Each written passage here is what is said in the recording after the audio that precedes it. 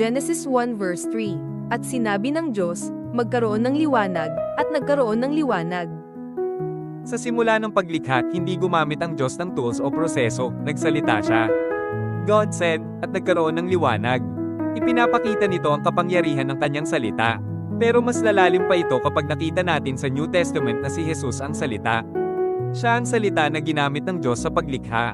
Ibig sabihin, si Jesus ay hindi lang tagapagligtas, siya ang mismong daan kung paano nilikha ang lahat. Kapag nagsalita ang Diyos, may nangyayari.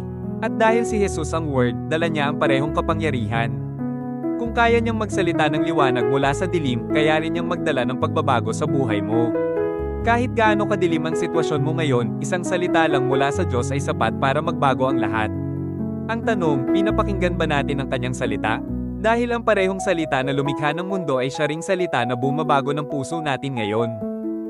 Manalangin tayo. Lord, Ikaw ang word na ginamit sa paglikha ng lahat. Salamat dahil ang iyong salita ay may kapangyarihan.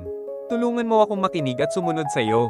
Magsalita ka sa buhay ko at magdala ng liwanag sa bawat bahagi nito. Amen.